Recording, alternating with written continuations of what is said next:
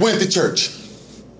That threw me off. That threw me off. Not only did he go to church, he went there with a message. He began to teach the people. Now I fed you your bodies the first time. Now he's ready to feed their mind. Now he begins to tell them that y'all are really hanging out with me because of the bread I gave you. You're really hanging out with me because of the way I fed your stomach. In other words, you got something out of the deal. That's why you was around me. See, I've learned something. Sometimes people will only be around you because they want something from you. They really wasn't there because they loved Jesus. They was there because they were like, this man is very exciting. He has a whole bunch of tricks up his sleeve. And guess what? Yesterday we was hungry and we had 2 fish and 5 loaves of bread. I wonder what he's gonna give us today. Yesterday we had Basie's. I don't know what we having today. I want something different because this man is awesome. This man is good. This man is giving us something. And Jesus stopped them smooth in their track because he began to talk to them in the way that they had never heard before. Jesus began to tell them that you have to eat my body and drink my blood. Now hold on. Now they didn't really understand that. They were like, hold on, this is a hard saying. What do you mean eat my body and take my body? They didn't understand the metaphor that he was saying to them later on that the disciples are going to understand that we call the Lord's Supper. But at this particular time, they were like, whoa, no, we don't want all that. He said, so if that offends you, what you going to do if I go back to where I was at? Y'all missed that. Y'all missed that. What you gonna do when I quit being here? What you gonna do when I quit giving you what you want? What you gonna do when I quit twiddling my thumbs and turning off lights and making the sparks fly and everything? What are you gonna do then when times get hard? See, I learned something about people. Sometimes people will only be around you because you got something for them. Y'all missed that. Y'all missed that. They cannot understand or comprehend what the master was teaching. Now, the Bible says that at this particular time, Jesus was teaching them, but they didn't comprehend it. Okay, y'all quiet. They didn't comprehend what he was saying. This does not mean that Jesus was not a good teacher. Woo, Lord. It didn't mean that he was not a good preacher. Oh, because Jesus could preach. I don't think y'all heard me there. He could speak. I know we like T.D. Jakes, and I know y'all like Joel Osteen and all these other great TV preachers, but baby, let me explain something to you. The baddest preacher to ever walk this planet was Jesus. He didn't have a pulpit. He didn't have a mic. He didn't have a sound system. He didn't have a choir coming out before he began to preach to chime you up. But oh, Jesus himself could speak. Oh, don't ever think Jesus could not speak. Jesus was a bad speaker. If you think Jesus could not speak, you must be crazy. His words brought power with it. It was his words that told Peter's mother-in-law to get up and you are now healed. It was his words that told 2 disciples, follow me and I'll make you fishers of men. And they left their job as a fisherman and all of a sudden began to follow Jesus. Oh, it was Jesus' words, his speaking power that got up out of a deep sleep and wiped the sleep out his eye and went to the corner of the ship and said, peace, be still, and calmed the storm. Oh my, Jesus could preach. Oh no, y'all missed that. Y'all missed that.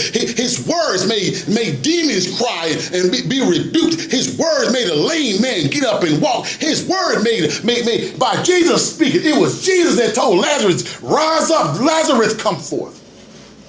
Oh, he can speak. Yeah, he can speak. He didn't need no type of tricks. He didn't need nobody, no choir director playing the organ and chime you up and say, early Sunday morning. He didn't need all that because Jesus himself, he could speak. I just need y'all to understand that. So it wasn't that his speaking was bad. It's just that they could not comprehend what he was saying. It was not that he had a way of talking to the people. He was too deep for them. But what it was is just that they did not understand what he was saying.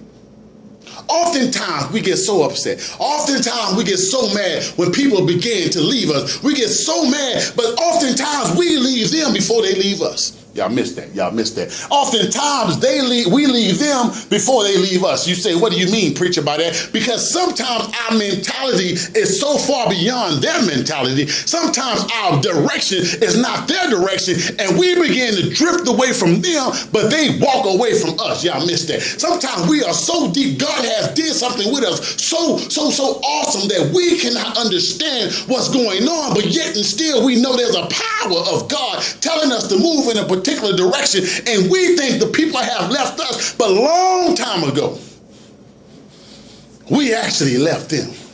A long time ago, Jesus said, look, I'm too deep for y'all. Y'all really not understanding. And he said the disciples began to leave Jesus. Y'all missed that. His disciples, in other words, the people who were supposed to be following him started to leave.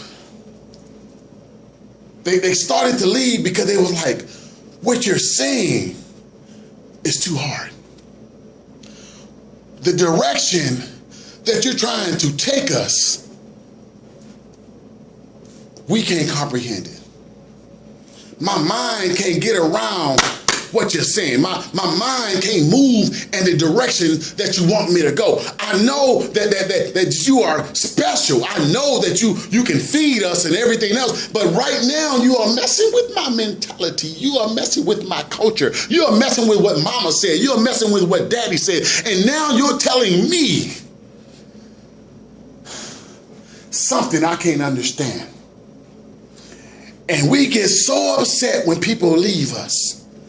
We need to understand something, that when God called us on this particular side of life, when God says, look, I want you to step out on faith and do something different, we began to leave the people.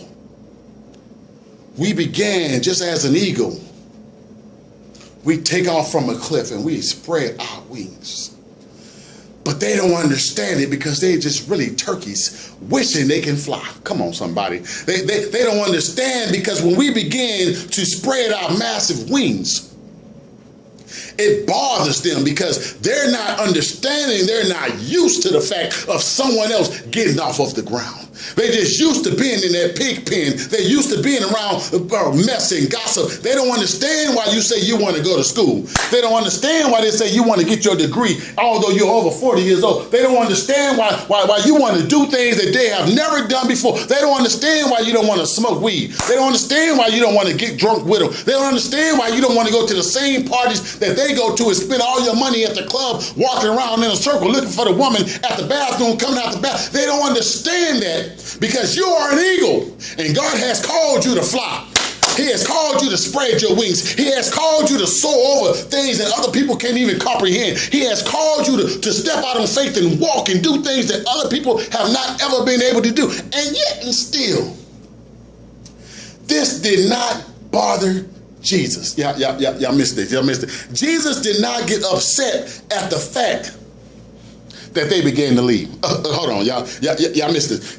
He did not even trip a little bit. I don't see nowhere in the text, I need some help here. I don't see nowhere in the text that he took off the church and started running behind them. I don't see nowhere in the text that he looked at them and said, what's going on? I don't see him going into his prayer closet and say, God, why are you having all these people leave? What he did, he just addressed the 12. He said, oh, y'all gonna leave also. Y'all missed that. He said, look, oh, y'all gonna leave too. In other words, are you with me? Are you ride or die? Or are you gonna go somewhere else? I need to understand, are you gonna be there with me through thick and thin? Because it's about to get a little bit rougher. And I love what Peter said.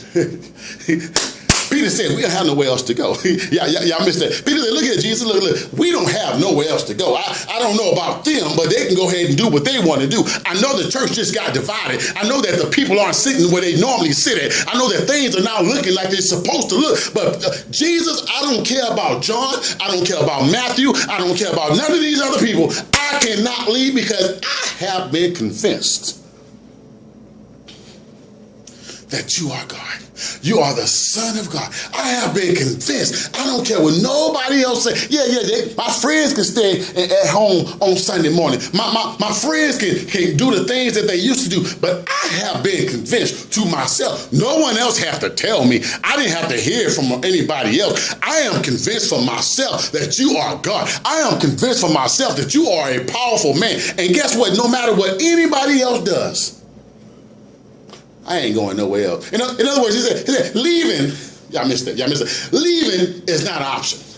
Leaving is not an option. Yes, the people may leave, but God, I'm not going to leave you because you have stuck with me through thick and thin. So why in the world would I leave you all of a sudden? Yes, times may look kind of tight. Yes, my money may be funny, my change may be strange, but God, I'm not going anywhere because I understand that you are God all by yourself. You are Jehovah Jireh, Elohim, El Shaddai. You are Jehovah Rapha, and I realize that I can't leave you because you are too bad. I can go other places and find other things, but there is no God like you. Buddha is too fat, and Allah wants me to put a strap to my best and kill myself. I can't go to him. I'm going to the one who went on Calvary's old rugged cross. Come on, somebody. And he died on the cross for me because he said that I am worth dying for. So no matter what anybody else says, I realize within myself that I have nowhere else to go. It's not about being a pastor. It's not about being a perfect person, but I realize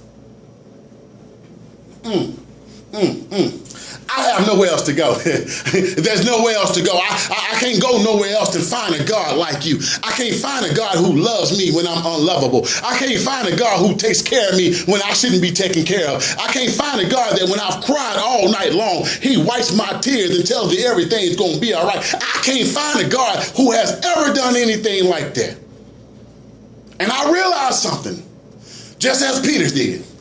I have nowhere else to go. I have nowhere else to go to. I have nowhere else to run to.